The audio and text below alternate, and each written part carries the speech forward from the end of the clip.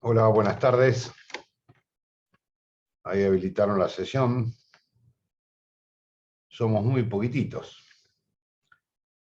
Vamos a esperar 5 minutitos más para que vayan entrando y nos volvemos a conectar, ¿sí? Bueno, Perfecto. profe, está bien.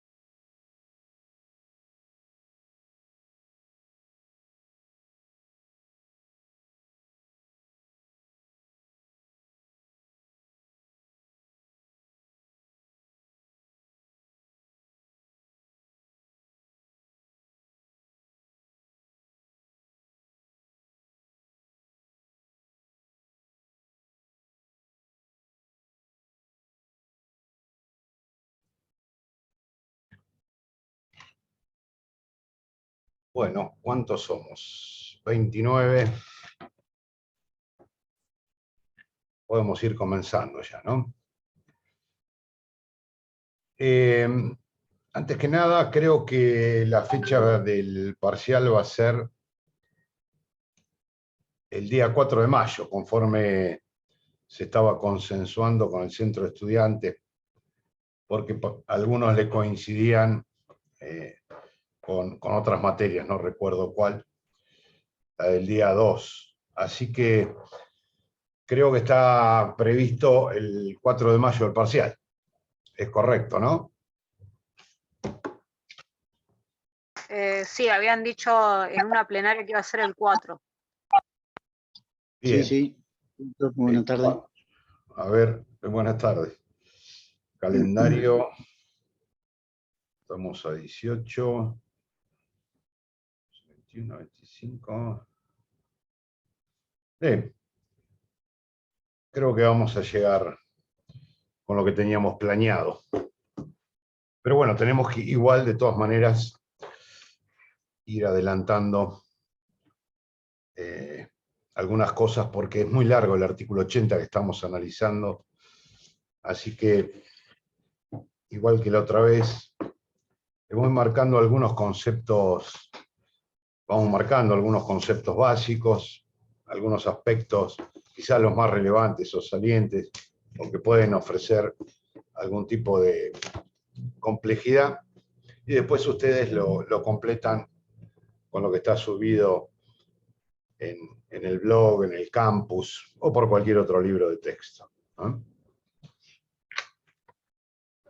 Bien, si no me equivoco, habíamos visto hasta el inciso tercero inclusive del artículo 80, ¿no? Creo que estábamos por ahí.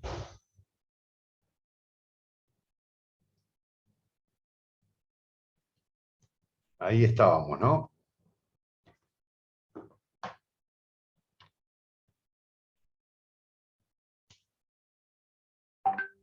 Corríjanme si no es correcto.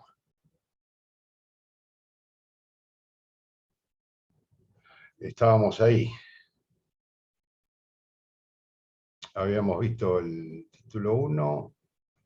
Doctor, ¿qué tal? Buenas tardes. Había comentado una cláusula de exclusión de punibilidades del artículo 5. Lo tengo anotado, como que habíamos llegado hasta el 5, pero no sé. El inciso quinto. Exacto. Bien. Bueno, genial. A ver. Esperen. Así vamos. Esperen que voy a compartir página. A ver.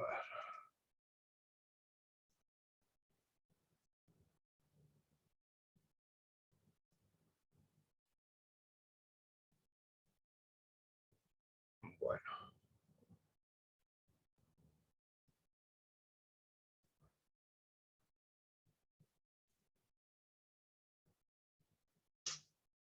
Esperen que me equivoqué.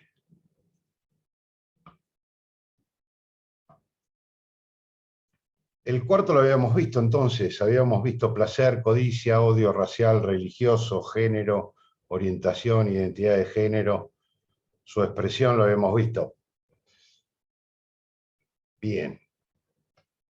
¿Están viendo la página ustedes? No. Yo lo que tengo anotado es que vimos hasta el tercero con mucho detalle, y el resto se fue hablando, pero no tan acabadamente, digamos. Bueno, si quieren hacemos, para refrescar un poco los conceptos, hacemos una breve referencia al inciso cuarto y seguimos. Porque no es complejo, sino que a veces es confuso, ¿no es cierto? Ya lo he dicho varias veces. Confuso en el sentido de que hay tantos agravantes que existe la posibilidad de superposición de agravantes. Cuidado con esto, porque puede haber más de un agravante, puede haber un homicidio doblemente agravado, pero tampoco es necesario que se agrave porque sí, o estar sancionando dos veces la misma conducta. En estos casos, fundamentalmente, un pequeño repaso, vemos que el inciso cuarto, si no lo tienen ahí a mano, se los leo, está marcado igual en el paper. Se impondrá reclusión perpetua o prisión perpetua, pudiendo aplicarse lo dispuesto en el 52, al que matare por placer, codicia, odio racial, religioso, de género o a la orientación sexual, identidad de género o su expresión. Acá el fundamento del agravante es el móvil, ¿no? Que por lo general es de orden interno o sentimental. Fíjense, estamos hablando de placer en el primer supuesto. El que mata por placer está matando porque experimenta un sentimiento de goce, de regodeo, de bienestar hacia su persona. Es el motivo por el cual el sujeto provoca la muerte de un tercero. Fíjense que este debe ser el móvil. No confundir con lo que es el resultado. Es decir, el motivo por el cual mata el agente, el sujeto activo a otra persona, está inspirado en el placer de matar, en el placer de dar muerte a otro.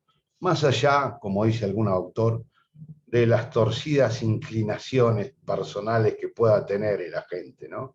Lo importante es que el placer haya sido el motivo inspirador de la muerte. Aún cuando, consumado el delito, esa sensación el autor no la haya experimentado.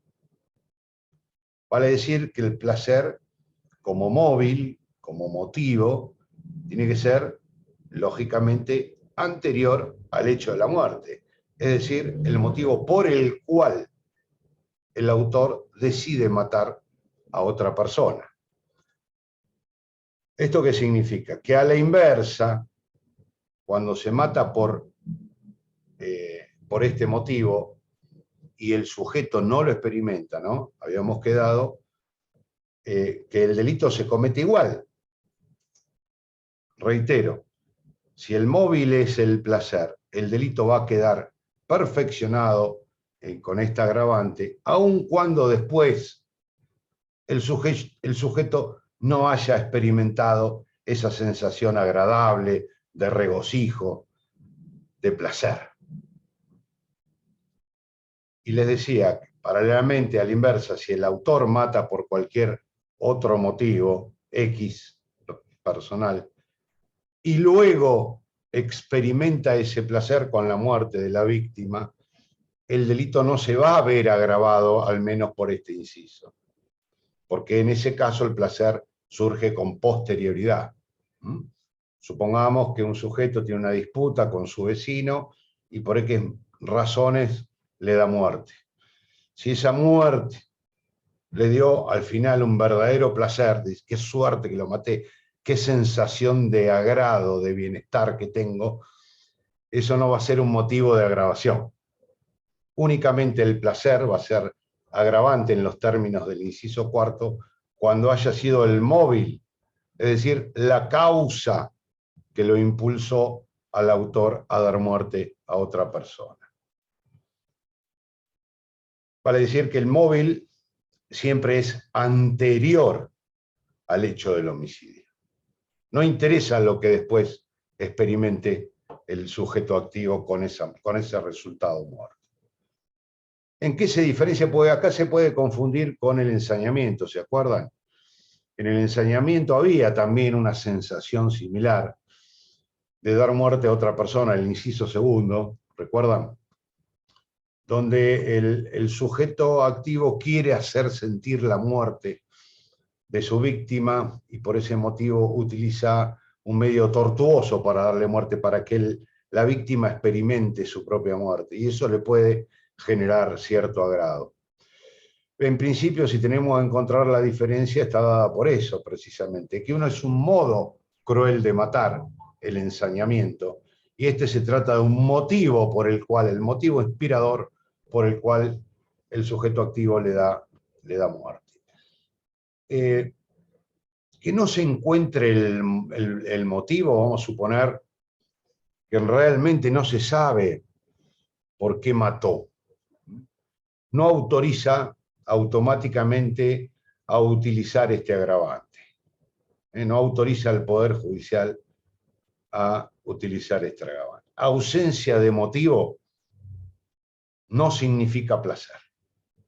Al contrario, para que haya una agravación debe haber un motivo que en este caso está constituido por esa sensación de bienestar de carácter interno, personal, de parte del sujeto activo.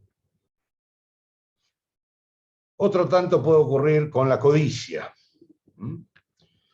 La codicia se la define como el apetito desordenado de riqueza, desenfrenado de riquezas. En realidad lo que hay siempre es un objetivo de carácter patrimonial, de obtener una ventaja patrimonial por parte del autor. El autor mata inspirado, fíjense, hablamos de inspiración en ambos casos, tanto placer como codicia, ¿no? Inspirado por ese motivo, por la suposición o la presunción de que con la muerte de esa persona va a obtener una ventaja patrimonial.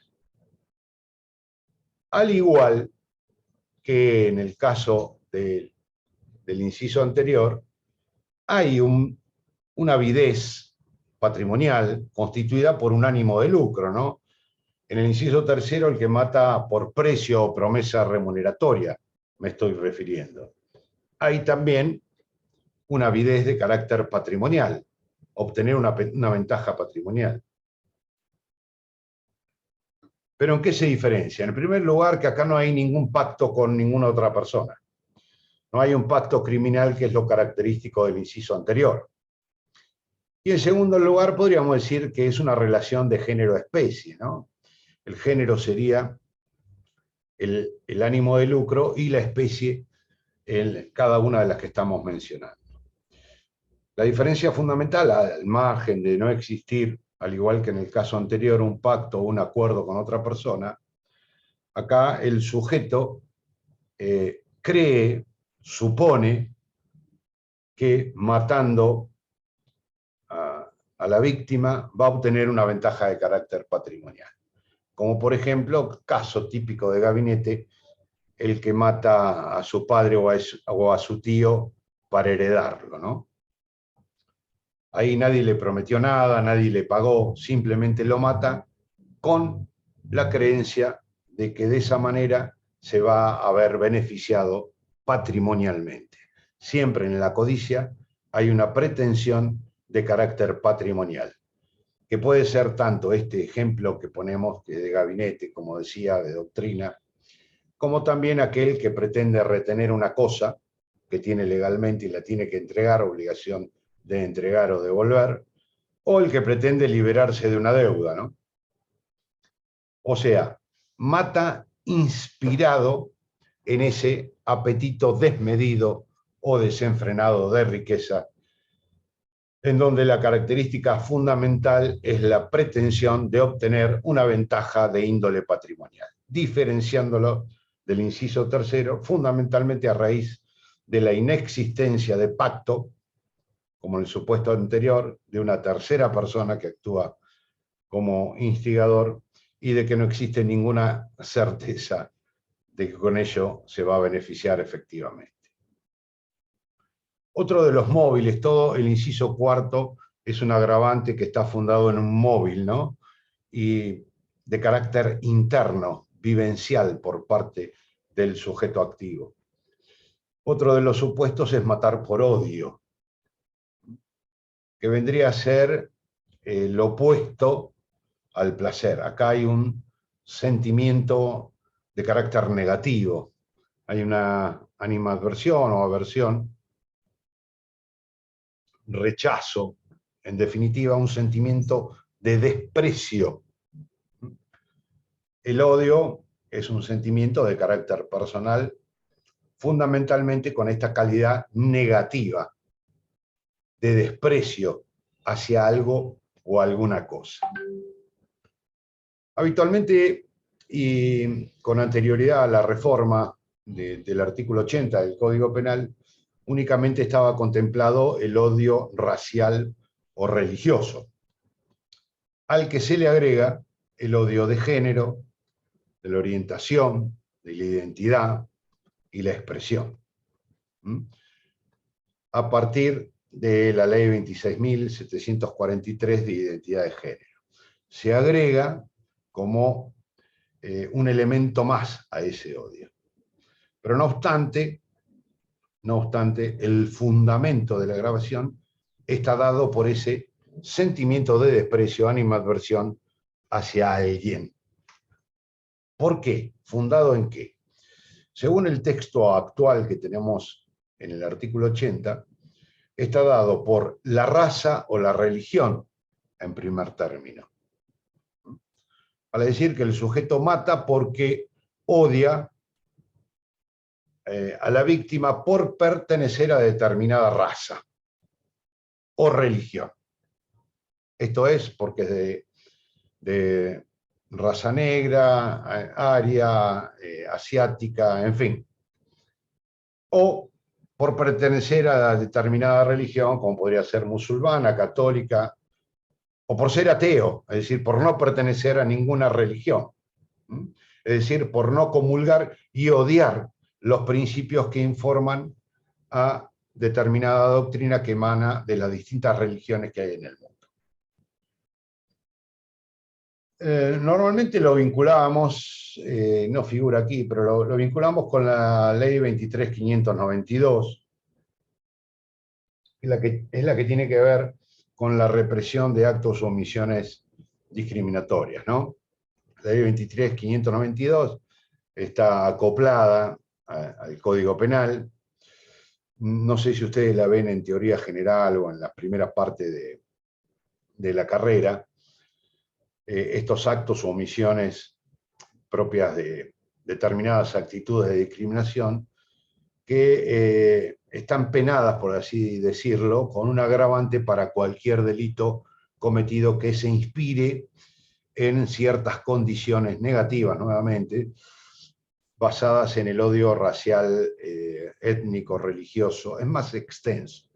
En el artículo 1 de esta ley van a ver que hay una especie de amparo por discriminación, el artículo 1 de la ley 23.592, en donde ahí se autoriza a cualquier persona a interponer una acción de esta naturaleza tendiente a hacer cesar un acto o una omisión discriminatoria por motivos amplísimos que van no solo desde lo racial o religioso, sino también lo político, perteneciente a determinada condición económica del sujeto que lo sufre, condición económica, condición gremial, etcétera, etcétera. Es amplísimo. El texto no viene al caso tratarlo aquí.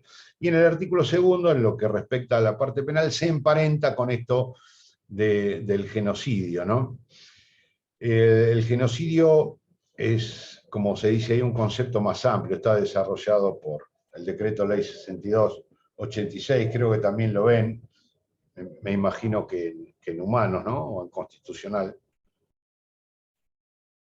Pero no es que el inciso 4 que estamos analizando castigue el genocidio. Si bien está comprendido dentro de esta disposición, hay diferencias. El genocidio tiene que ver con una matanza generalizada, con un propósito específico, que es destruir a una totalidad, una parte de una población, precisamente por estos motivos, ¿no? Raciales, étnicos o religiosos. Mientras que en el inciso 4 es suficiente con que se mate a una persona por pertenecer a determinada raza o religión, como para que el hecho quede agravado por esta disposición. En cambio, el genocidio es un concepto más amplio, tiene que ver con una matanza indiscriminada, con una intencionalidad que es hacer desaparecer total o parcialmente a ese grupo de personas casualmente por estas circunstancias. Ahora bien, como les decía, la ley de reformas agregó el odio de género, ¿no? Y acá es donde empiezan a presentarse algunas dudas en cuanto a la correcta interpretación que hay que darle a todo el articulado. En primer lugar, hablamos de odio de género en términos biológicos. En principio, digo, porque esto trae muchas discusiones, en donde acá el sujeto activo puede ser tanto un hombre como una mujer. No tiene nada que ver con la protección específica que tiene la mujer por su condición de tal, sino que tiene que ver más que nada con el móvil que inspira al autor a matar a otro por pertenecer a un género determinado. Tanto puede el hombre matar a una mujer por pertenecer al género femenino, como tanto puede ser autor de este delito una persona de sexo femenino que mata a su víctima varón por pertenecer al género masculino. Lo importante, más allá del género, es que exista un odio a la pertenencia de género. El autor mata porque la víctima pertenece a un género determinado. O por la orientación que tiene. Esta orientación tiene que ver con la atracción. Es decir, que la víctima es una persona que se manifiesta en términos personales a través de esa atracción de carácter emotivo, de carácter incluso en relaciones sexuales, por personas que pueden ser de diferente, del mismo o de ambos sexos. O sea, el autor mata a su víctima porque tiene una orientación heterosexual, homosexual, bisexual o de cualquier otra naturaleza. Lo importante, al igual que en el caso anterior, es que el autor mate porque odia a la víctima por ese tipo de manifestaciones en torno a su propia orientación sexual. Acá ya no se mata porque pertenece a un género determinado, sí, femenino o masculino, sino que mata porque el sujeto tiene una orientación particular que no es del agrado del autor de este delito. Al contrario, odia la orientación sexual de la víctima. Y es el móvil y el motivo por el cual le da muerte. O puede ser porque odia la identidad de género asumida por la víctima.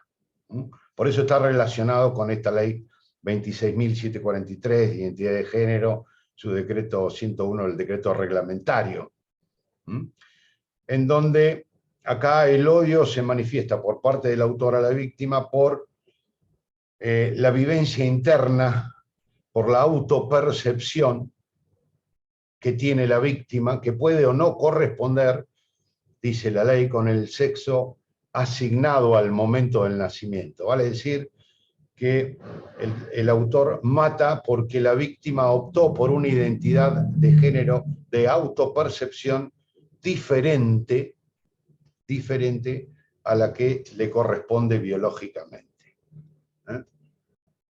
O finalmente por su expresión, ni siquiera es necesario que haya modificado la identidad. Ustedes ya vieron algo de identidad de género, creo que se ve también en la teoría general, en donde una persona que se autopercibe de otra manera puede conseguir incluso el cambio en los registros, en las partidas, puede conseguir esa modificación, incluso que puede llevar modificaciones corporales, no solamente registrales, que pueden ser farmacológicas, plásticas, en fin, cirugía o de otra naturaleza que haya optado o haya elegido quien así decidió cambiar de sexo. Mientras que la expresión de la identidad de género tiene que ver con el autor no ha cambiado su identidad, pero en cuanto a la vestimenta, el modo de hablar y los modales, como dice la ley, no corresponden con los que biológicamente serían los pertinentes. Entonces, en todo caso, el autor mata, ya sea porque se pertenece a un género, por la orientación que tiene, es decir, por esa atracción emotiva de carácter sexual o afectiva por personas del mismo, diferente o ambos sexos, por la identidad asumida por la víctima o la expresión. Acá podrían quedar comprendidos los casos de transvestismo, ¿no? O transexualidad.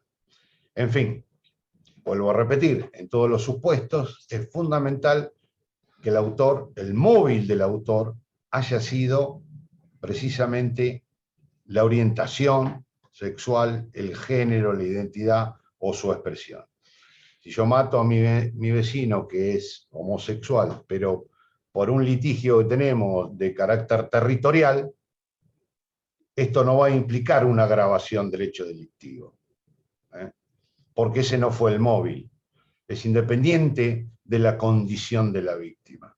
El móvil necesariamente tiene que haber sido el odio, la animadversión, el sentimiento negativo, el rechazo. Tiene que haber sido el móvil que llevó al autor a darle muerte a la víctima. ¿Se entiende?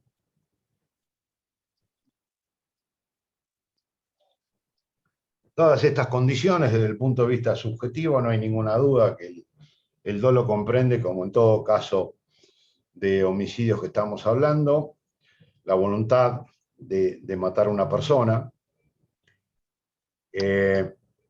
y específicamente, dado que está inspirado en un móvil particular, ya sea el placer, ya sea la codicia, o sea el odio, lógicamente tratándose de un elemento subjetivo del tipo, esto nos va a decir que únicamente el dolo directo es únicamente compatible con esta modalidad del inciso cuarto. ¿Alguna duda hasta aquí? No, está perfecto. Si yo mato a mi mujer, por más que pertenezca al género femenino, lo más probable es que el hecho quede comprendido en el inciso primero, ¿no? En la calidad de cónyuge, conviviente o excónyuge, lo que fuera. Pero no por el solo hecho de ser mujer o por el solo hecho de ser hombre, va a haber una comisión delictiva agravada en estos términos si no se comprueba efectivamente en el proceso penal que el móvil fue el odio. ¿Se entiende? Esto está muy limitado al odio y lógicamente va a depender mucho de lo que se pueda llegar a comprobar en un expediente penal acerca de esto que es un sentimiento. Imposible no, difícil sí. Pero por lo menos hay una previsión legal que aquí lo contempla. Lo mismo va a surgir cuando veamos el femicidio en el artículo 11. El femicidio es más acotado, si bien hay cuestiones de género, no, vamos a ver que allí se castiga el homicidio de sujeto activo varón, nombre, que mata a una mujer, pero mediando violencia de género. Si hay violencia de género, es probable que la violencia implica un odio, ¿no? Un resentimiento, un desprecio. Entonces ahí ya podemos llegar a tener otro tipo de complejidades que la vamos a ver cuando veamos el inciso 11. Simplemente tenerlo en cuenta como pauta general. Bien, entonces seguimos avanzando. El inciso quinto. Al que matare, para no repetir todo, ¿no? Por un medio idóneo para crear un peligro común. Acá el autor mata, en realidad, debería decir con un medio idóneo, ¿no? O mediante la utilización de un medio idóneo para crear un peligro común. El fundamento del agravante está dado por el mayor contenido de injusto porque, lógicamente, se ponen en riesgo otros bienes u otras personas. Porque, ¿cómo funciona esto? ¿Qué es un medio idóneo para crear un peligro común? Indefectiblemente nos tenemos que remitir, aunque sea tangencialmente, al título séptimo del Código Penal, a los delitos contra la seguridad común, dado que allí se castigan conductas que prevén la utilización de medios idóneos para generar un peligro común. La característica de todos los delitos que están previstos en el título 7 esto es, desde el artículo 186 en adelante hasta el 208 del Código Penal, son delitos que se castigan precisamente por crear un peligro común. Se lo castiga por generar un riesgo indeterminado para un conjunto de bienes o personas. Lógicamente, dado que el Código Penal castiga el solo hecho de poner en riesgo un conjunto indeterminado de bienes o de personas, las consecuencias posteriores que representen daños, peligro de vida o muerte, van a llevar una penalidad mayor a la asignada a la figura básica. Es decir, se estructura como delitos de peligro, pero si se producen resultados, la pena va a ser más grave. Tal es lo que sucede en el caso del artículo 186, donde se prevé el incendio, la explosión o la inundación por el solo hecho de generar ese peligro. Es más, si ustedes ven el 186, inciso primero, el hecho es causar un incendio, explosión o inundación si hubiere peligro común para los bienes. Nos está marcando que el peligro es constitutivo de la figura y que el hecho queda ahí, en el peligro para los bienes. Por ese solo hecho de poner en peligro los bienes, hay una pena de 3 a 10 años de prisión, dado que se utilizó un medio idóneo para crear un peligro para todos. Como por ejemplo, si prendo fuego mi casa.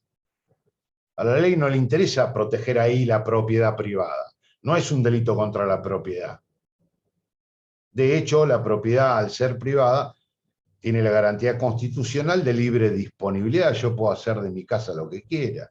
Puedo prenderla a fuego, puedo destruirla. Lo que no puedo hacer es poner en peligro a mis vecinos a través de el incendio o a través de una explosión o de una inundación. Por supuesto que se va a agravar la penalidad si se pone en peligro la vida de alguien. Pueden ver el inciso cuarto. O si se produce la muerte, si fuere causa inmediata el incendio, la explosión, la inundación, de la muerte de alguien, lo cual nos va a traer un problemita para distinguir cuándo se aplica este artículo 186, inciso quinto, y cuándo el artículo 80, inciso quinto, el que estamos analizando. Acá en el artículo 80, inciso quinto, se mata por la utilización de un medio idóneo para crear un peligro común, como por ejemplo el incendio, o la explosión, o la inundación. Se mata utilizando un incendio. En el artículo 186, inciso quinto, hay una muerte como consecuencia inmediata de un incendio producido. ¿Y por qué es más grave una que otra? Y bueno, con diferentes penalidades. Y ahí nos vamos a encontrar con algunos problemitas para definir cuándo aplicar una pena y cuándo otra.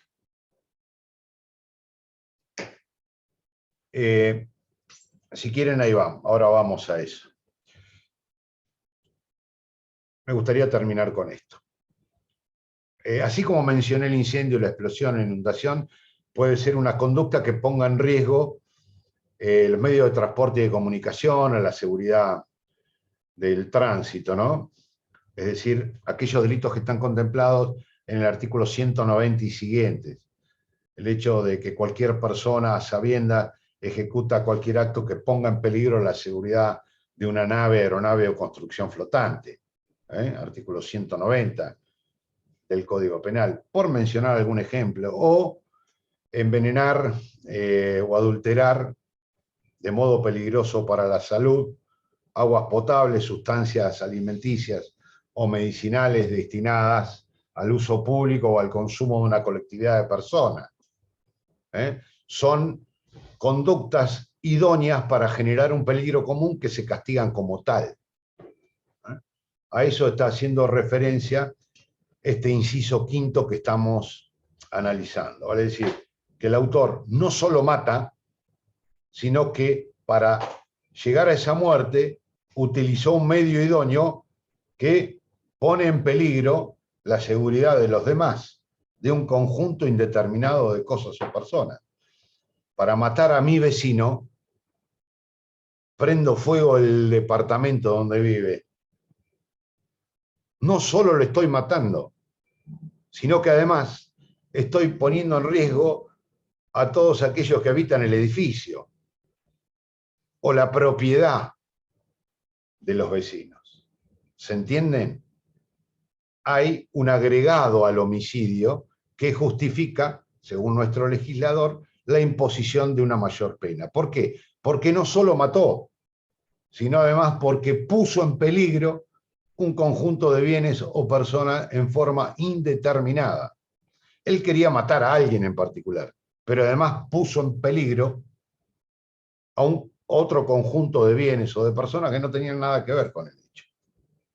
Entonces el legislador dice aquí, vamos a aplicar una pena mayor, en este caso perpetua, y el hecho debe ser considerado como constitutivo de la figura del artículo 80, inciso quinto. ¿Se entiende? Acá se mata. ¿Parece diferencia, profe, que ahí sí se pena con perpetua y en el incendio solamente solamente no, tiene una pena menor? Porque Sí, en el incendio por ahí no se buscaba la muerte de alguien, pero bueno, se murió. exactamente. Digamos, en términos generales, sería muy bien, es correcto, así. ¿Dónde está la diferencia? En el aspecto subjetivo. Retomo. En el artículo 186, inciso quinto, se los leo por si no lo tienen a mano, se castiga la causación de un incendio, de una explosión o de una inundación por el solo hecho de poner en peligro común a un conjunto indeterminado de bienes, ¿no es cierto? El inciso quinto eleva la pena de 8 a 20 años si el hecho fuere causa inmediata de muerte de alguna persona. Vale decir que en ambos supuestos, fíjense, tanto en este del inciso quinto del artículo 80, como en el 186, inciso quinto, tenemos una muerte, que es común a ambos, y también la utilización de un medio idóneo para crear un peligro común.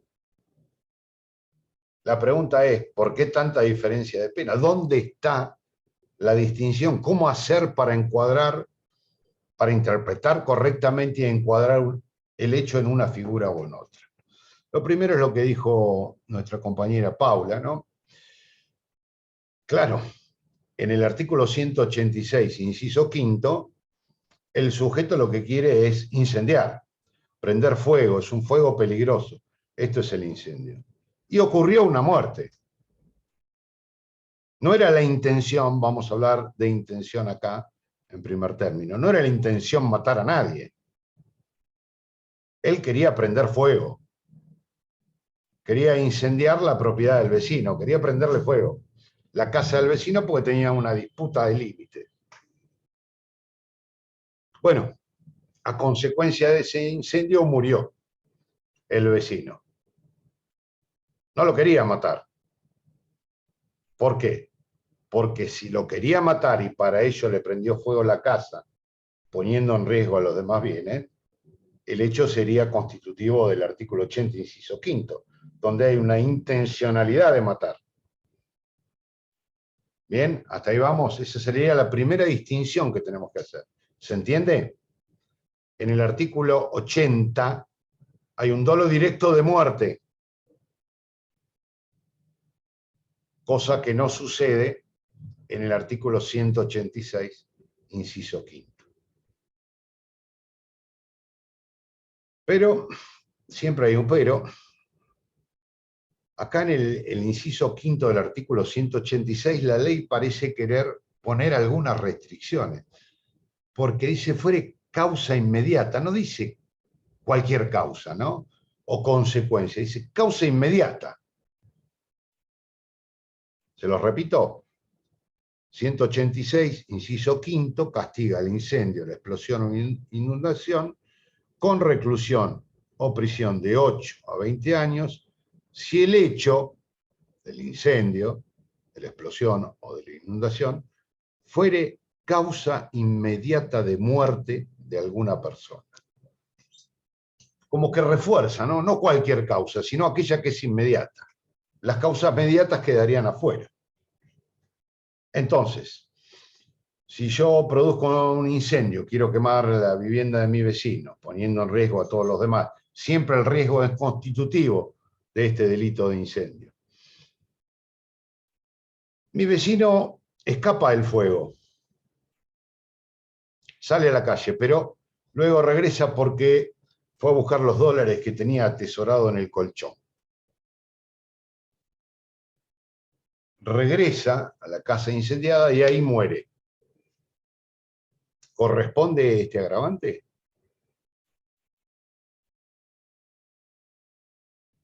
Pregunto. La respuesta es no. Causa inmediata significa una conexión ininterrumpida de carácter temporal entre el hecho y la consecuencia. Acá el sujeto cortó el nexo de causalidad.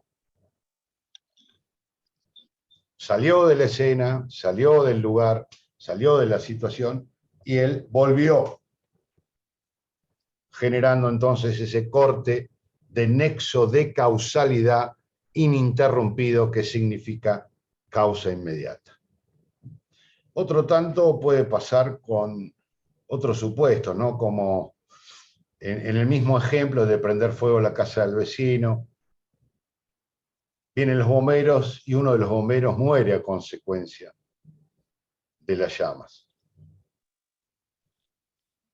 ¿Se aplicaría este agravante? La respuesta es no. No. La otra pregunta es, ¿por qué no?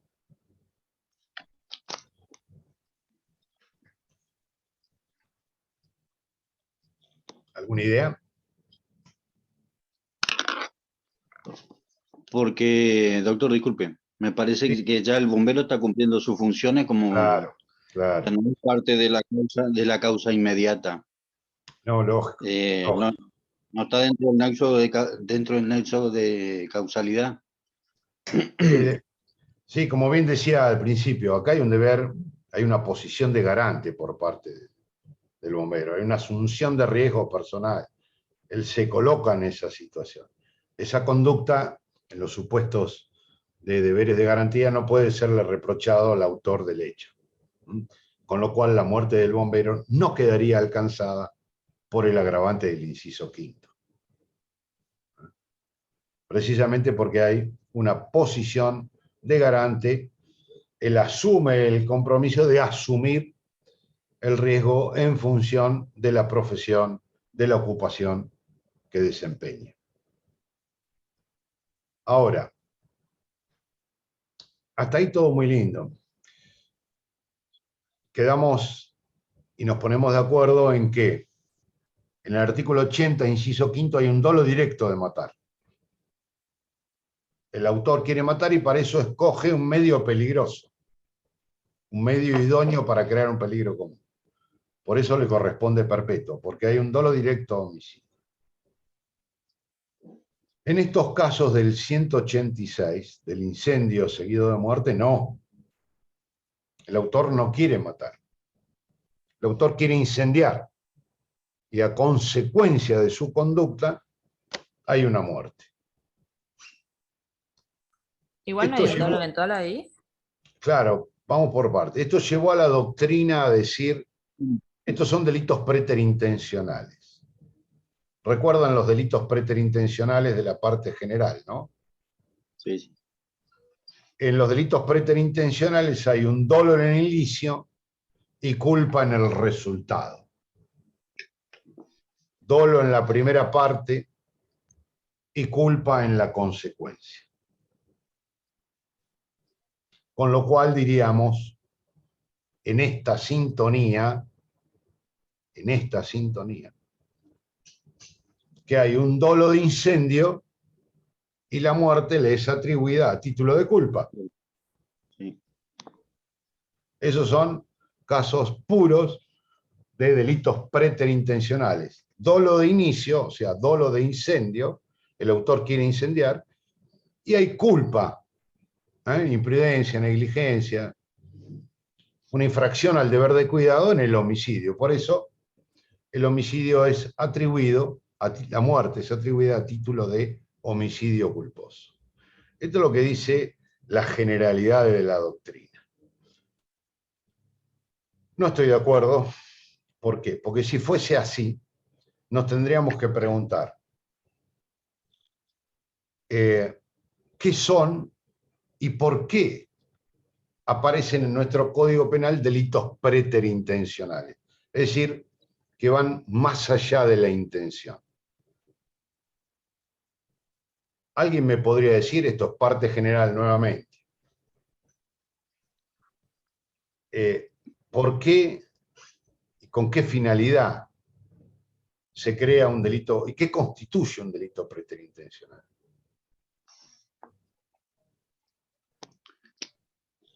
Caso típico lo vamos a ver en el 81 del Código Penal, fue la emoción violenta, en donde hay una pretensión, una intención de causar un daño en el cuerpo o en la salud. La intención no es matar. La intención final no es matar. No, claro, es lesionar, causar un daño en el cuerpo o en la salud, y finalmente alguien muere. Entonces se crea un delito preterintencional. ¿Por qué? Porque la intención no es matar. ¿Pero para qué? ¿Para qué se ponen delitos preterintencionales en el Código Penal? Normalmente por dos motivos, lo vamos adelantando. Por dos motivos. Puede ser o para prever una situación que de no estar contemplada de esta manera preterintencionalmente, el hecho sería impune. O para ajustar las penalidades de lo que sería un concurso delictivo, para que no sean tan graves. Como para suavizar un poco, doctor. Claro, para suavizarlo un poco, porque en realidad es un mismo hecho, casi un concurso ideal, ¿no es cierto? Esa es la razón de la existencia de delitos preterintencionales. Muy bien, siguiendo este lineamiento, tendríamos un incendio doloso, ¿qué pena tiene? 186, inciso primero, de 3 a 10 años. ¿No? Más un homicidio culposo, ¿qué pena tiene el homicidio culposo? Del artículo 84, si ustedes lo ven, tiene un máximo de 5 años. De 2 a 5 años. ¿No? Tratándose de un concurso ideal, ¿qué pena se aplicaría? Según el artículo 54.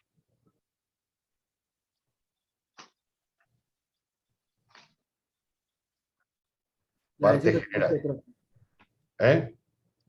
La del 186. ¿Qué dice el 54? Cuando cayere un hecho, cayere bajo más de una sanción penal, se aplicará solamente la que fijare la pena mayor. Muy bien. O sea, si esto es así, si fuese así, un delito preterintencional compuesto de dolo de incendio y culpa en el homicidio, es un supuesto de concurso ideal que merecería una pena de 3 a 10. Y si realmente los delitos preterintencionales se crean para suavizar las penas de estos concursos delictivos, ¿cómo van a aplicar de 8 a 20 acá? Es una barbaridad. Me conviene decirle al juez que está interviniendo en la causa, mire, señor juez, júzgueme por separado, júzgueme por el incendio, lo reconozco, lo cometí, reconozco todo el aspecto subjetivo del incendio, del dolo, aplíqueme la pena del incendio, después vuélvame a juzgar si quiere nuevamente por el homicidio culposo, porque yo no tenía intención de matarlo. Aplíqueme las penas del concurso real, si quiere. El concurso real es el artículo 55, que se suma, el mínimo mayor más la suma de la pena mayor, que no me va a dar nunca jamás más de 15 años. Y acá usted me está aplicando 20 por un supuesto delito preterintencional que teóricamente me vendría a suavizar la penalidad por un mismo contexto delictivo. Estamos todos locos. No, señor, esto va en contra del principio de culpabilidad. Va en contra del principio de la proporcionalidad de las penas. No podemos decir que es un delito preterintencional, compuesto por un dolo de inicio y culpa en el homicidio. Para que logre proporcionalidad, el aspecto punitivo de 8 a 20 años que tiene el 186 quinto, únicamente podría decir que quedan comprendidas aquellas muertes que me pueden ser imputadas a título de dolo eventual. No cuando es imputada a título de culpa. Pongo el ejemplo. Si yo quiero matar a mi vecino y para eso prendo fuego su casa, poniendo en riesgo la de demás, ¿no? Pero lo quiero matar, cometeré el delito del artículo 80, inciso quinto, con perpetua. Sí. Pero imaginemos que lo que quiero es incendiar la casa de mi vecino. Solo quiero incendiar, quiero prender ese fuego. Prendo fuego a la casa de mi vecino, pero antes me aseguro de que sea un horario que él está en el trabajo. Trabaja de 8 a 5 de la tarde de corrido. Entonces, calculando que va a estar en el trabajo, porque no lo quiero lastimar, no quiero poner en peligro su vida, no quiero matarlo, le prendo fuego a la casa al mediodía. Justo ese día no había ido a trabajar. Estaba dentro y murió.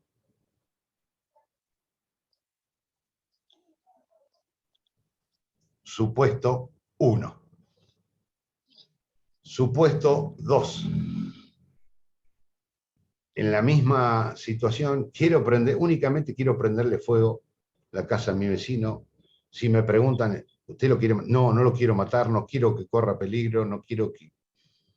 Habíamos dicho que yo tomo los recaudos pertinentes, elijo el horario, pero ese día no había ido a trabajar. Estaba dentro y murió.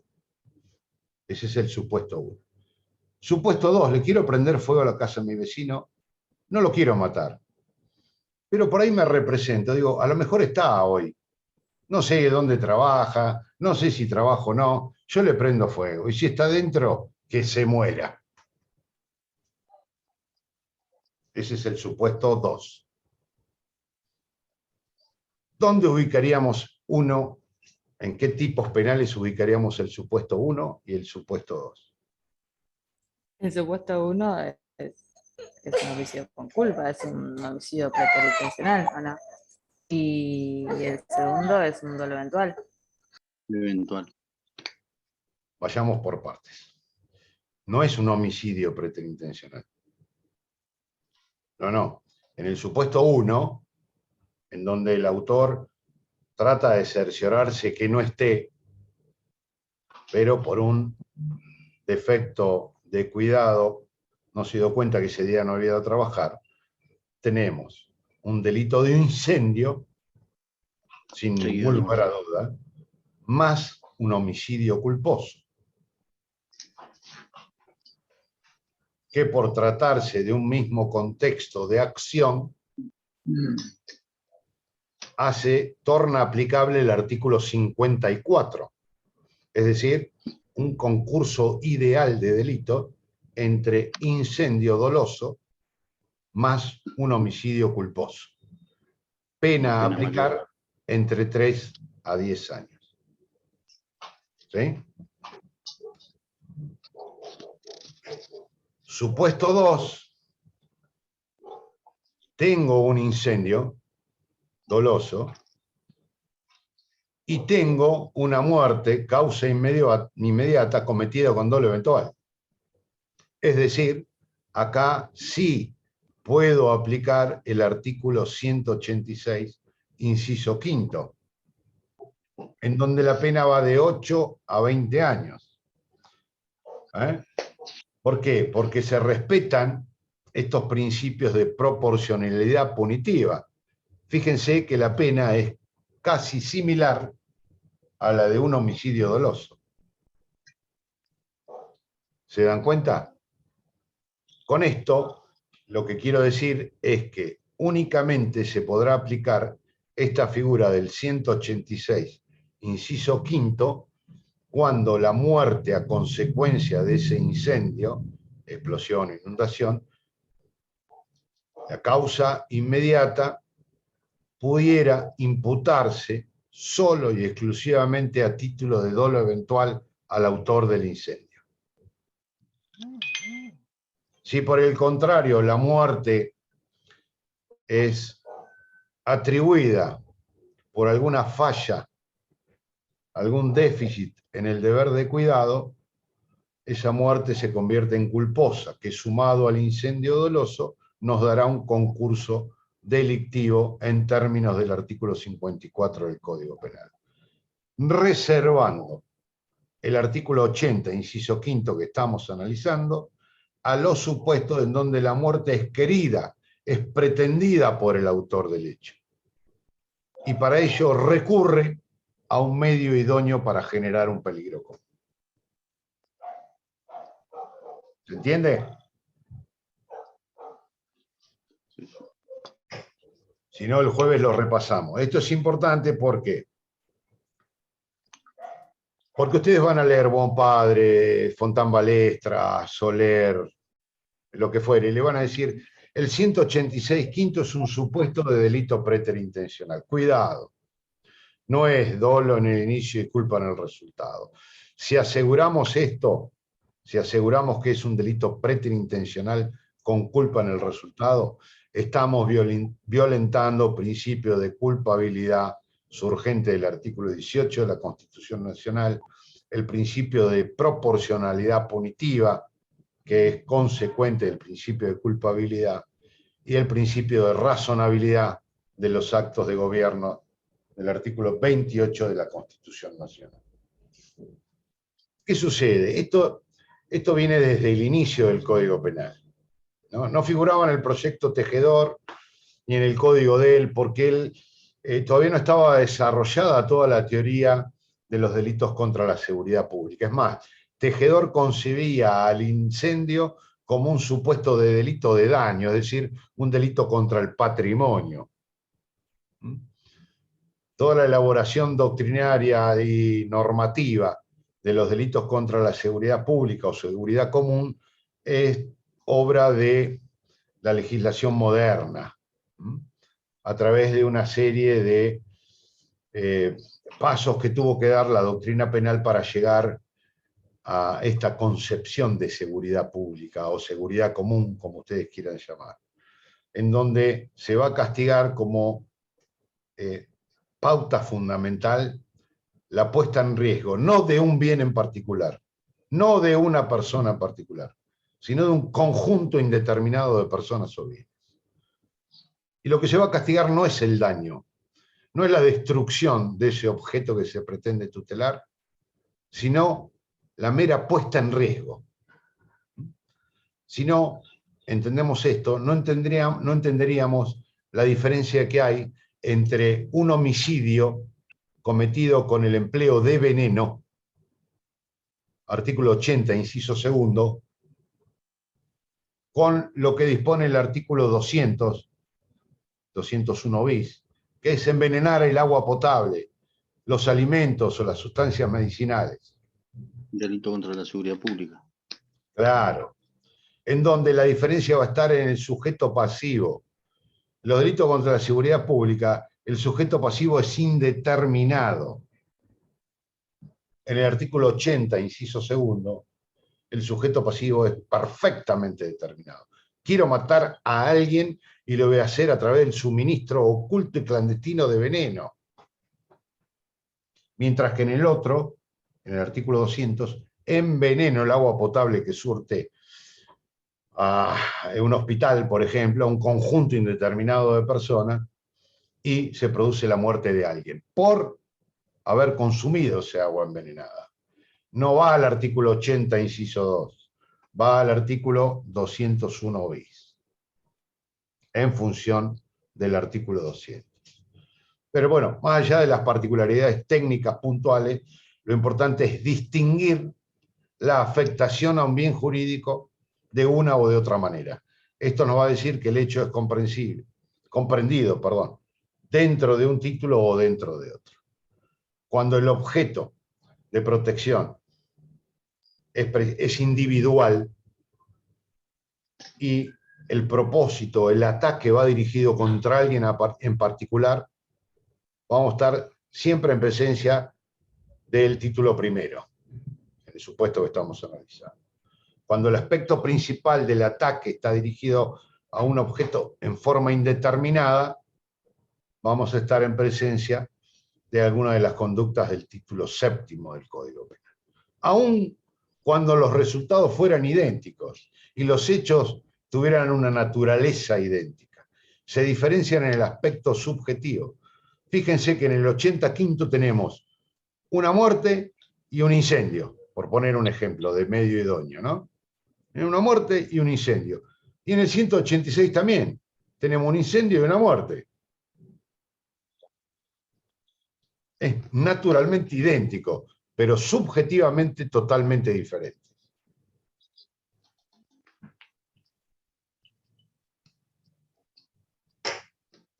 Bueno, me llevaron hasta allí, no quería entrar en este tema, pero bueno, después del jueves lo vemos, si quieren, lo repasamos en la clase presencial.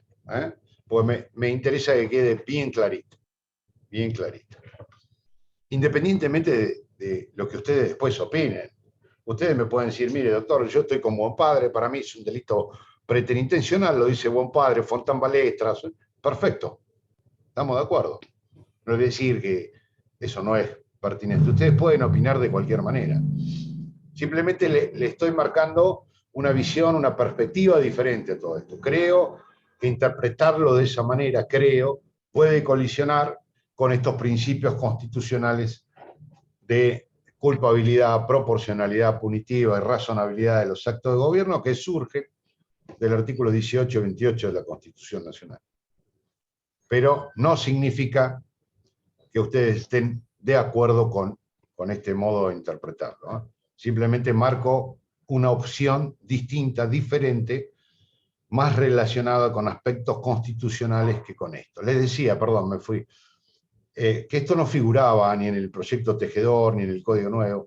Y en aquel momento, incluso con el proyecto de 1891 en adelante, existían delitos y pasaron a nuestro Código Penal como delitos calificados por el resultado. Es decir, se castiga una figura básica y de acuerdo a los resultados, penalidades superiores. Delitos calificados por el resultado. Pero eran más propensos a seguir esta teoría del versari in re illicita, que ustedes habrán visto en la parte general, ¿no? El versar en re illicita, resabio de la responsabilidad objetiva, de cargarle todas las consecuencias producto de la puesta en marcha de un hecho que lesionaba bienes jurídicos.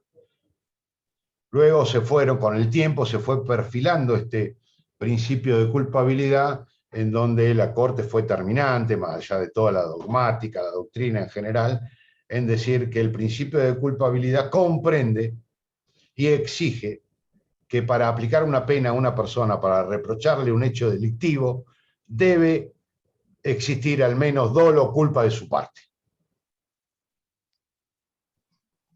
Es una de las facetas del principio de culpabilidad. Toda esta evolución doctrinaria del principio de culpabilidad, a mi modo de ver, hizo o dejó en una posición incómoda a todos estos delitos que eran calificados por los resultados que producían.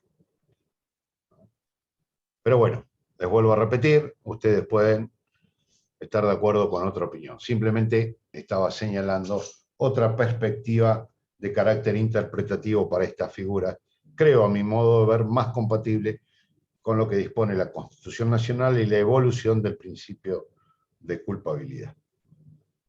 Pero bueno, si hay alguna duda, pues es medio complicado ir y volver, dejar, poner ejemplos y hacer cuentas matemáticas.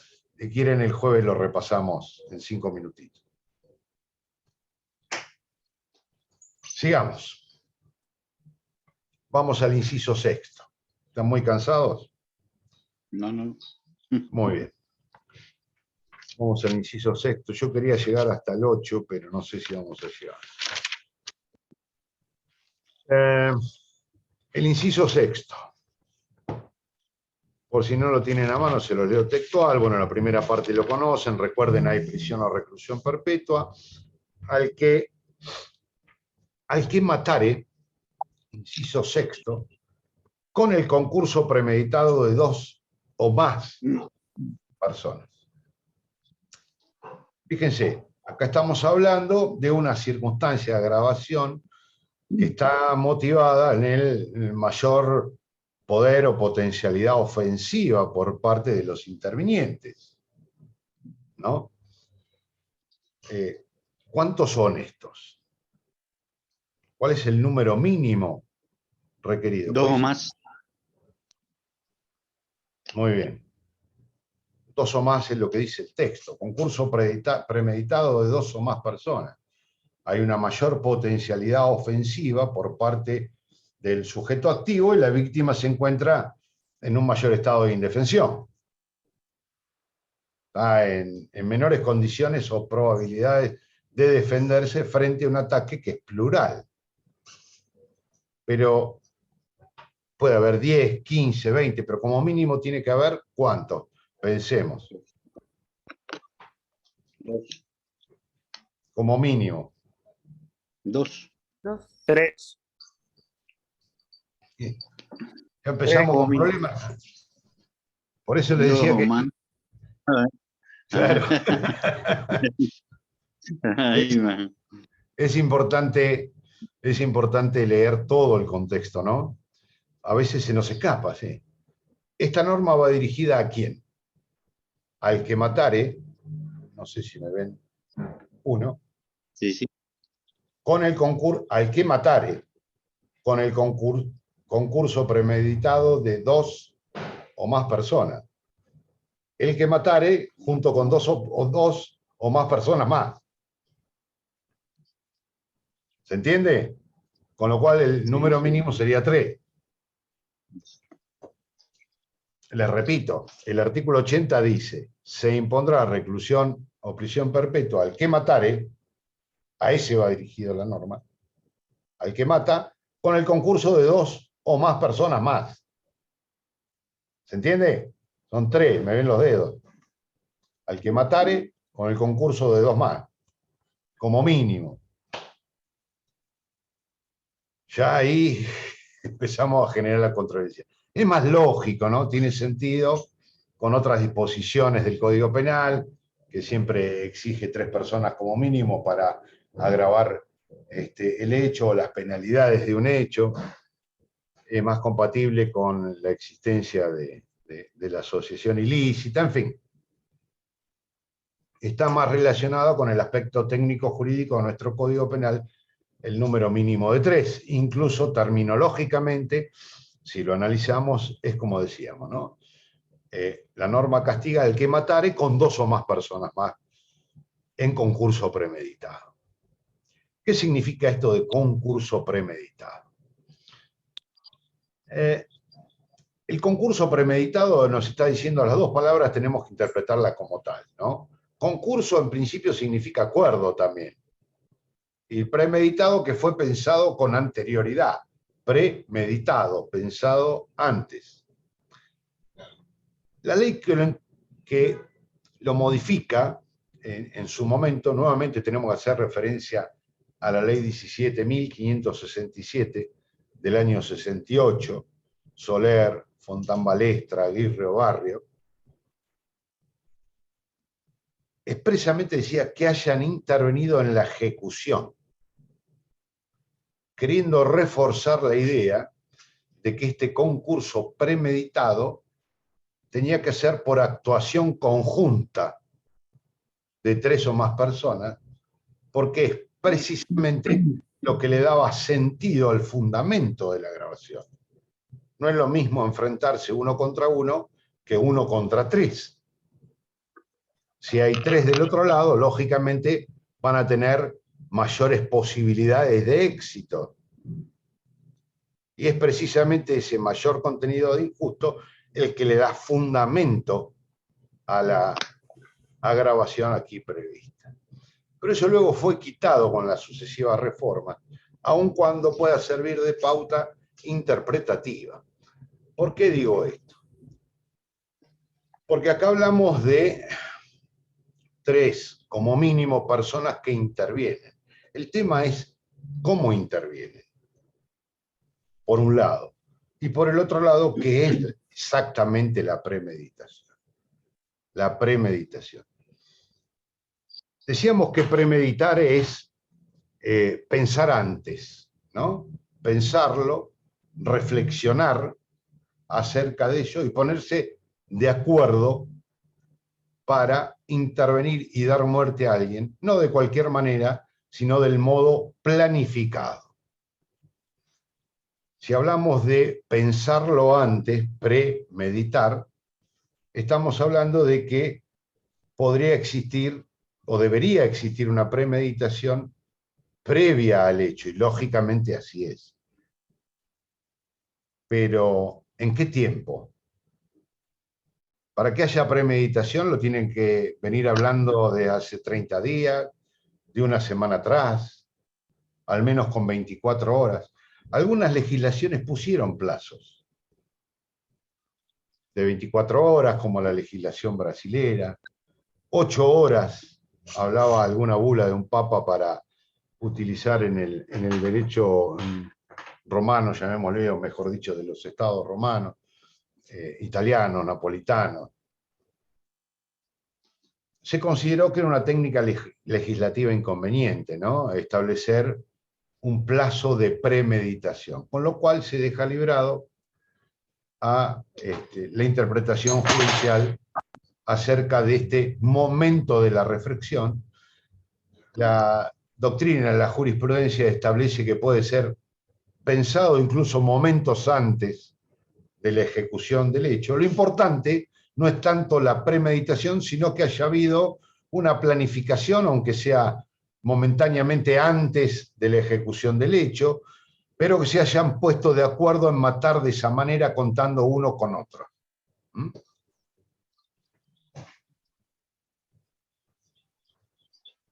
No es un arrebato, no es una pelea grupal, porque sí, sino que tiene que haber una premeditación y un concurso premeditado, es decir, un acuerdo en ese sentido, de matar entre todos y del modo que ha sido planificado. Pero se agrega que deben haber tenido intervención en el hecho. Se le agrega esto de la intervención. Vamos a suponer que hay un número mínimo de 3 intervinientes. Uno solo es el autor material, el que le clava una puñalada a la víctima, mientras los otros ofician de custodia o, ¿cómo se llama? Estos que avisan por si viene un tercero, ¿no? De campana.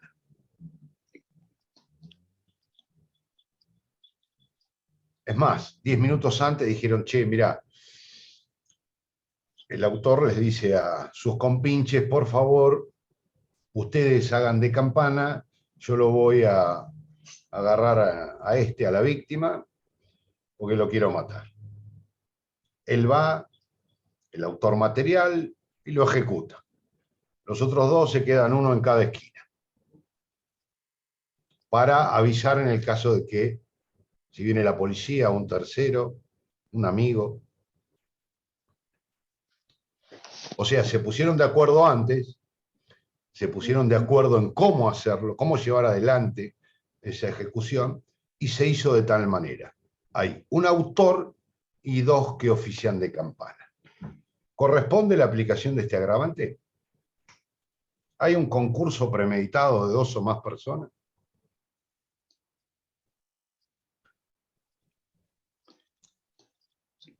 Sí. Qué temita, ¿no? Porque es muy fácil leerlo en abstracto y después nos chocamos con la realidad. Yo Si creo que no. pasa... Perdón, no sé a quién interrumpí. No, perdón, Sí. Nicolás. Yo creo que no, porque no hay intervención de las otras dos partes en el homicidio. Bien, entonces, está bien, es más que entendible y aceptable eso. ¿Quiere decir que todos tienen que ser autores? Es decir, los tres, tiene que haber 3 coautores por lo menos. Según tu razonamiento, Nicolás. Y yo creo que sí, porque si no serían partícipes primarios o secundarios. Esos quedarían excluidos. Necesario. ¿Estamos Sí. todos de acuerdo? Si fuera así, no hubiera dicho los que mataren. Pregunto nada más, porque esto es todo cuestión interpretativa. Quizá haya que recurrir al artículo 45. ¿Eh? Todos aquí, al artículo 45, digamos, de la participación. Sí. Digo, Los que no necesariamente, campanas. claro, que no necesariamente tienen que ser todos coautores, sino que si algunos fueron instigadores o si ayudaron a que se cometiera el hecho, estarían comprendidos, digamos, por el inciso. Bien. Bien. Tenemos entonces, a criterio de ustedes, hay una posición restringida, extremadamente restringida, la de Nicolás. Que dice, no, todos coautores. Si no ejecutaron materialmente el delito, el homicidio, no hay un agravante, por más que sean 3, 4, 5. La otra posición en el otro extremo de Ivana dice, no, todo, cualquiera sea el partícipe, incluso hasta el instigador, me dijiste. El instigador que ni siquiera está en el hecho, en el momento del hecho, está en su casa. Lo planificaron una semana atrás, hay un instigador que les dice a otros 3, che, ¿por qué no lo van y lo matan ustedes a fulanito en tales condiciones? Mira, uno entra por atrás, el otro por adelante, el otro por el costado. El instigador está en su casa. Y los otros 2 o 3 van y lo matan. Para la posición extremadamente amplia de Ivana, también se daría esta hipótesis. Aun cuando uno de los 3 mínimos, ¿no?, fuera un instigador.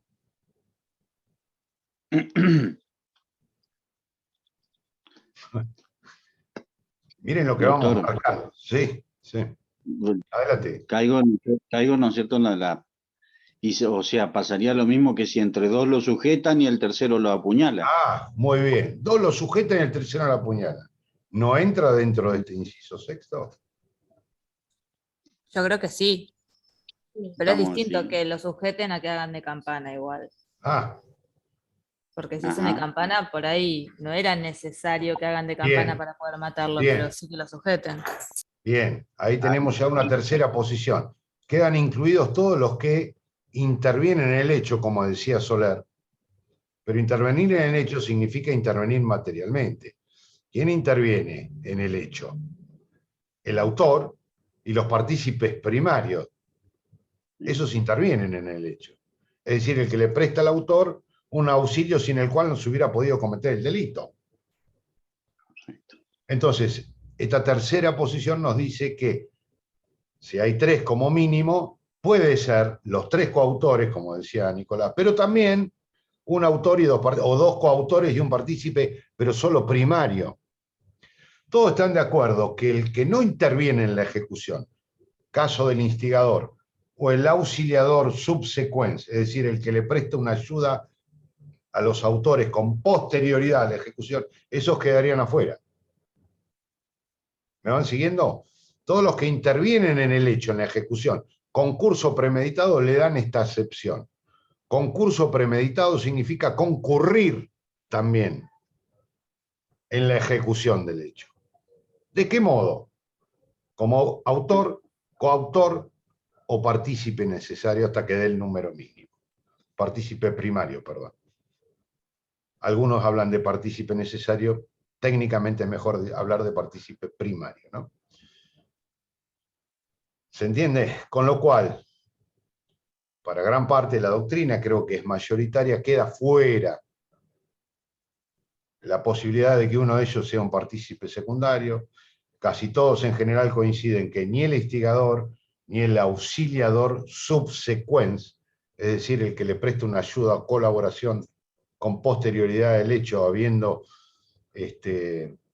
acordado actuar así, no el encubridor, sino el auxiliador subsecuens, el que con promesa anterior al hecho. Ustedes saben la diferencia entre el encubrimiento y la participación. Ya el encubrimiento pasa a ser una figura autónoma. Quedarían entonces exclusivamente en la gran mayoría de la doctrina, que hay cierta coincidencia, limitado al autor, coautor y partícipes primarios. ¿Por qué? Porque le dan esta interpretación al concurso. Concurso significa concurrir, estar en el lugar, participar activamente en el hecho. ¿Y quiénes participan activamente en el hecho? Los autores, los coautores y hasta el partícipe primario. Yo creo, y esto es muy personal, que en la medida que hay muchísima, infinidad de posibilidades, pero un partícipe secundario que reúna esas condiciones, que siendo secundario, concurra y participa, podría en algunas situaciones quedar comprendido también como parte de ese número mínimo de 3 personas, pero bueno, esto ya es una discusión de demasiado detalle que no viene al caso. Ahora, ¿cuál es la diferencia? Nos fuimos mucho a la hora, pero quería marcar una diferencia. En el artículo 95 se castiga también el homicidio o lesiones en riña. Se los leo. Cuando en riña o agresión en que tomaren parte más de 2 personas resultare muerte o lesiones de las determinadas en los artículos 90 y 91, que son las graves y gravísimas, sin que constare quienes las causaron, se tendrá por autores a todos los que ejercieron violencia sobre la persona del ofendido y se aplicará reclusión o prisión de 2 a 6 años en caso de muerte, que es lo que nos interesa a nosotros, y 1 a 4 en el caso de lesión. Este es el tipo penal que castiga el homicidio, en lo que estamos analizando, el homicidio en riña. Cuando en riña o agresión en que tomaren parte más de 2 personas, resultare la muerte de alguien, sin que constare quienes las causaron, las lesiones, ¿no? Se tendrá por autores a todos los que ejercieron violencia sobre la persona del ofendido. Y la pena es de 2 a 8 años. Entonces yo digo, cuidado, en la riña hay un acometimiento múltiple y recíproco de muchos contra muchos, de muchos contra varios.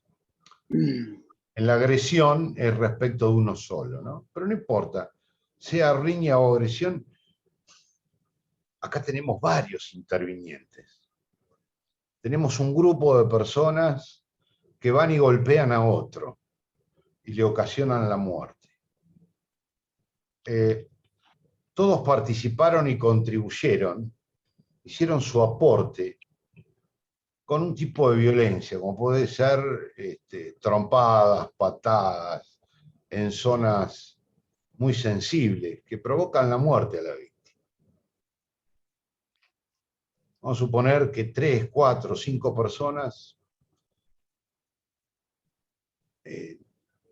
por X motivo, a raíz de una discusión en un bar, salen a la calle y entre varios se la toman con ese y todos lo golpean, algunos miran, uno le pega una patada, el otro una trompada, finalmente muere. No se sabe bien cuál fue el golpe mortal, es más, muere por la acumulación de estos golpes que fueron minando su salud y su funcionamiento vital. Hay un concurso premeditado de 2 o más personas, hay un homicidio, lesiones en riña o agresión. Fíjense que en uno tenemos perpetua y en el otro tenemos de 2 a 8 años. Pequeña diferencia. Y tan parecido. Dejo el tema, porque se nos hizo tarde, dejo el tema para el jueves. Veamos un poquito a ver a qué conclusión podemos llegar. Y si podemos establecer pautas. Hay algunas pautas, lógicamente. La primera es que, lo vamos adelantando, en la riña o agresión hay una reacción espontánea, inmediata. La premeditación. Claro, excluye la premeditación. Después vamos a ver si hubo o no premeditación. ¿Hasta dónde hay premeditación si yo le digo, che, acompáñame que le voy a matar a este, vamos a lastimar a este? ¿Hasta dónde hay premeditación? ¿Hasta dónde hay un aglutinamiento de intervinientes? Pero, en principio, la diferencia es que acá hay premeditación, el homicidio en riña o agresión no. Es una reacción espontánea, inmediata, con motivo de alguna trifulca. Segundo lugar, en el homicidio de lesiones en riña no se sabe, no se puede constatar o determinar quién es el autor del golpe mortal. Se tiene por autores a todos los que ejercieron violencia. Ahí podría haber otra diferencia. Pero bueno, no los quiero demorar más porque sé que ustedes tienen otra materia y ya están entrando. Pero lo dejo planteado así, el jueves, perdón, me han ido escribiendo en el chat, lo tenía, como tenía compartiendo pantalla, no lo vi. No sé si alguno tiene alguna pregunta de las que hicieron en el chat, porque se me fue al compartir pantalla. ¿No? Si es así, dejamos para el jueves entonces esto, ¿no? Volver un poquito sobre esto que estábamos señalando y sobre, si quedó alguna duda, la diferencia entre el 186 quinto y el 80 quinto. Lo vemos muy rápidamente. Bueno, el jueves nos vemos en la facultad entonces. ¿No hay ninguna pregunta? Antes de terminar, ¿le puedo hacer una consulta? Sí, cómo no. En el homicidio en riña, o lesiones en riña, la víctima también formaba parte de la riña, o sea, él también le propinó golpes, se defendió. La diferencia, o sea, eso lo pueden ver en el campus, hay una guía también. La diferencia entre la riña y agresión está dado por eso. En la riña lo que hay es una agresión recíproca. Cada uno de los de uno u otro bando cometen acciones defensivas y ofensivas a la vez. Se defienden y atacan mutuamente. Se llama riña eso. Mientras que en la agresión no. En la agresión solamente hay acciones ofensivas por parte de uno de los lados y el agredido lo único que hace es defenderse. Es la única diferencia sustancial entre riña o agresión. Lo que hace el Código Penal es capturar o captar las dos situaciones. Dice, sea riña, o sea, es decir, se estén peleando todos contra todos, o estén atacando muchos a uno solo, aplicamos esta regla. Cuando se produce un homicidio o lesiones graves o gravísimas, sin que pueda determinarse quiénes son los autores, se los tendrá a todos por autores, aunque la pena vamos a reducirla de 2 a 8 años. Ahí hay una especie, se discutía si hay una especie de presunción de autoría, cosa que sería bastante antijurídica, por decirlo de alguna manera, inconstitucional. La Corte Suprema resuelve la cuestión ya hace unos cuantos años, en el fallo Antiñir, y hay un comentario maravilloso por parte de Eduardo Aguirre Obarrio al fallo Antiñir. Ambos están en el blog de Penal 2, si lo quieren consultar, ahí les va a clarificar muchísimo la idea. Pero igual lo vemos el jueves que viene. ¿De acuerdo? Bueno, gracias, ¿Alguna otra profe. cosa? Nos vemos. Gracias. Bueno, nos vemos el jueves. Chao, al contrario, gracias a ustedes.